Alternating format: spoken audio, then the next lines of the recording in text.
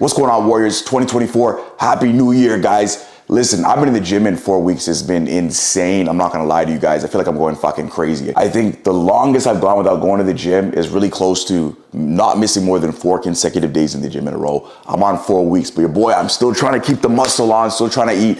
I'm getting better, just mastering my shoulder, but enough of that. I wanna break down for you guys what you guys can do if you guys are getting high blood sugars, how to avoid those high blood sugars in the morning time. We're gonna keep this very simple today, guys. I'm gonna dive into one of the #1 reasons, whether you're type 1 or type 2, it doesn't matter, or type 1.5, or gestational diabetes, or LADA, whatever. If you know what to do when it comes to this, it can really help you guys to control your blood sugars and avoid those spikes in the morning.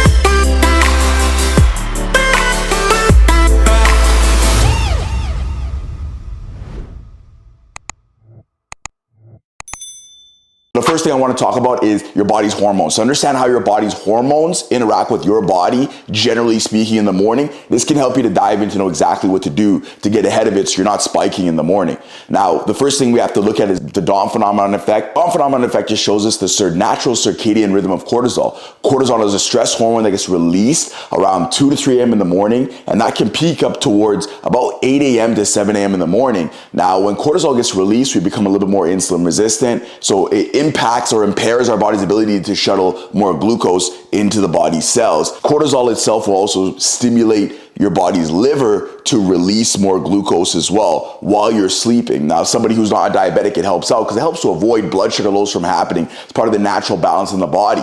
Now, if you're somebody who does not produce any insulin, now this obviously becomes an issue because it can lead to more hyperglycemia just because of the release of that cortisol in the morning time, again, triggering the liver to release any type of stored glucose that it has from the carbohydrates that were ate the day before. Now, the other thing we have to look at is the hormone epinephrine and norepinephrine. Now, these are associated also with the stress response of the body, which can happen during prolonged states of fasting. Just a normal part of what happens for the body. But again, if you're someone who doesn't produce any insulin, then this is more pronounced because now we have to take our insulin injections to avoid that spike that's happening as a result of the hormones. Now, you might notice the epinephrine itself is going to kick in more as soon as you wake up. So you might notice you wake up and all of a sudden your blood sugar spikes. If you're like me, that shit happens like crazy. When I was younger, I was scratching my head. Why does this keep happening to me? And you imagine, guys, I was diagnosed with type 1 diabetes 23 years ago. As limited, I say this all the time, as limited as the information is today, back then, it was even worse. So today, it's a little bit different, of course, and we know more about what to do to help to control what we're doing to get ourselves where we want to go. And again, as soon as you wake up, your eyes hit the light. Now we got epinephrine that's getting shot up, and epinephrine is going to also release more glucose from your liver that can get released into the blood, causing more of a blood sugar spike. You also have glucagon that kind of works in tandem almost with cortisol. So in those morning hours, glucagon secreted from your A cells of your pancreas, doesn't matter if you're type 1 or type 2, your body is still going to produce that glucagon even if your body does not produce insulin, and that's going to release sugar as well. So now we got cortisol releasing sugar, glucagon releasing sugar, and you also have epinephrine when your eyes wake up and hit the light. Now that's going to cause a little bit of a spike. Then you've got norepinephrine. Studies even show us is as soon as you change your position from laying down to standing up and starting to walk, now you've got norepinephrine that's kicking in, and that can also cause more of a spike. And so if you're anyone like me, I've got that dawn phenomenon effect like crazy, guys. So if I'm not making up for that, my blood sugar is going through the roof. I can wake up at a 5.0, and all of a sudden, if I don't give myself enough insulin to account for it, I'm spiking through the roof. I'm gonna be like a 13, 14 just because of how my body's adrenals and adrenaline and cortisol and norepinephrine and all those levels just go through the roof, right? And so this is how hormones are impacting your body's ability in the morning to keep a normal blood sugar.